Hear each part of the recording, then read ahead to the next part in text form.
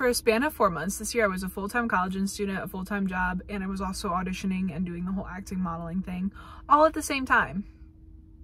I learned a lot about balance in that season, and I want to share with y'all what I learned and what I'm still learning every day. I am for sure parked illegally. Am I gonna move? Absolutely not. I'm gonna teach you guys how you can have one of those TikTok lives where you wake up early, work out, eat super healthy, get all this work done, study, have perfect grades, but then also on top of this have tons of money, travel all the time, have an amazing social life. The key to having a balanced life. LOL, you won't. I'm a firm believer that balance doesn't really exist, and so I research a lot about this type of stuff, so I'm just going to share with you guys a lot of the things that I've picked up. So honestly, none of these tips are really from my brain early, and I can't really remember where a lot of it is from. But I mean, you can trust the advice because it didn't come from me, at least. In different seasons of your life, you're meant to focus on different things. So for example, in this season of my life, I'm 19, I'm fresh to LA. My focus is my career and getting established in what I want to do with the rest of my life. In 20 years from now, is my main focus still going to be my career when I'm almost 40 years old? Probably not. It'll probably have switched over to my family and things of that sort.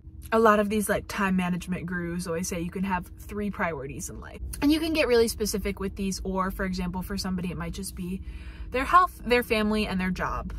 Is say their child has a dance recital. This is a once a year dance recital thing, but then their girlfriend is hosting this like fun weekend away and they happen to be that same weekend. Well, you might be tempted to go on that weekend trip with your girlfriends, but if you think again, okay, my family is actually my priority, and actually at this time in my life, honestly, friendships don't even really fall under my list of priorities at this time, so I'm going to go to my daughter's dance recital.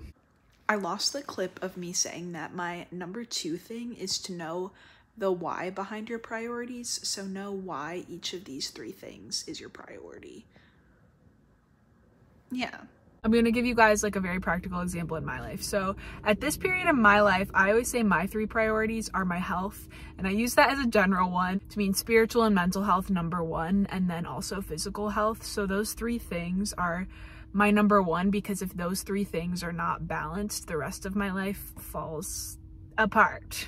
And I think all 3 of them are intertwined, so that's why I just call it health. But number 2, I say my career/craft, which is acting and all things acting regard. My 3rd priority for this time in my life is making money.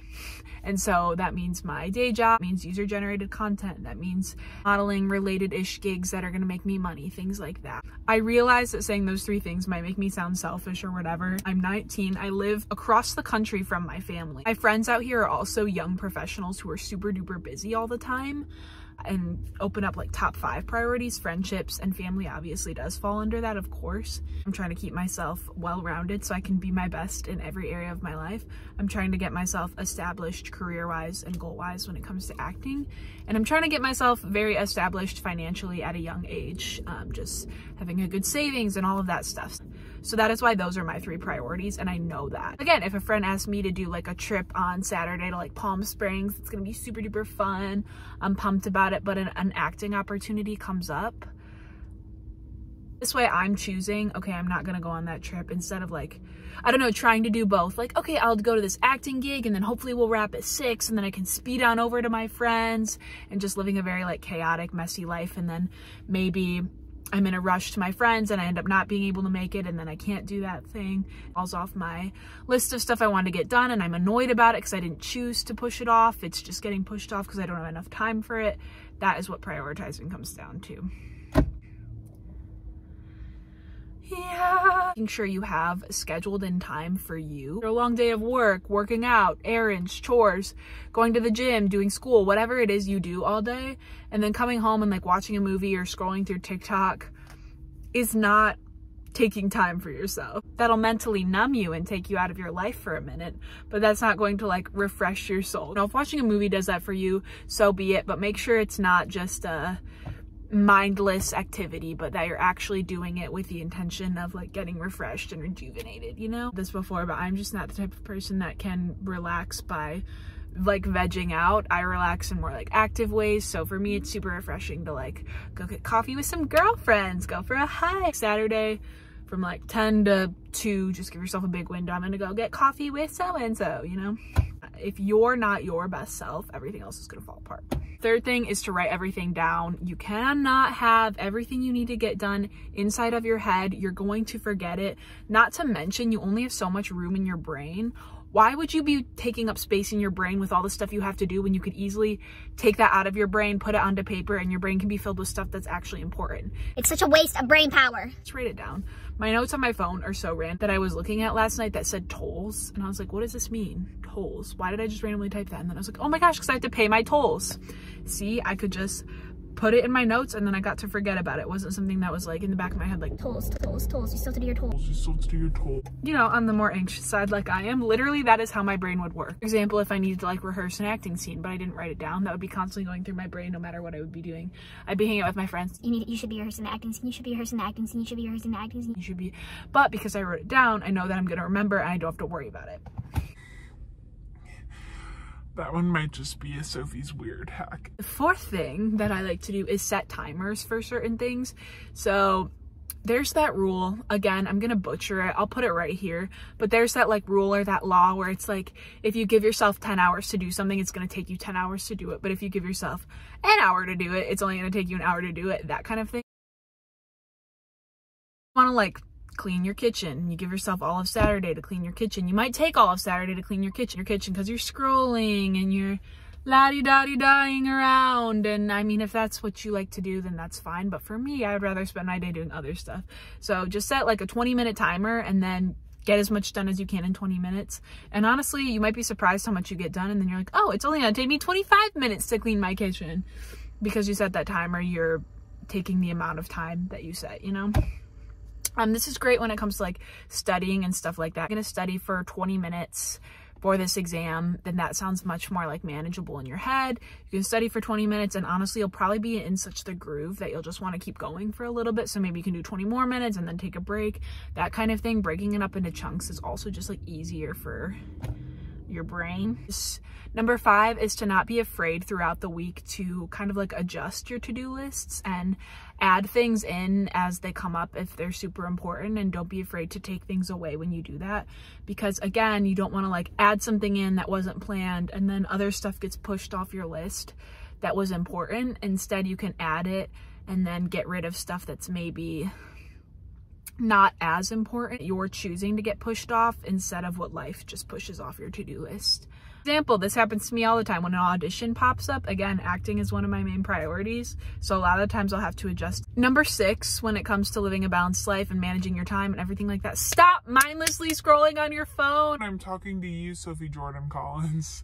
It's like a mindless thing we all do. Even just last night, I was like getting ready for bed and I just found myself on TikTok, and I literally just like looked up and I was like, what am I doing? Like I didn't actively choose in my brain, like I'm gonna veg out and watch some TikToks. I just did it mindlessly. Like it's just my natural habit to just scroll through my phone. But then when I think about it, I'm like, no, I'd much rather be reading my book right now. I'd much rather be enjoying a movie right now, but I'm scrolling through TikTok. Like what the fudge?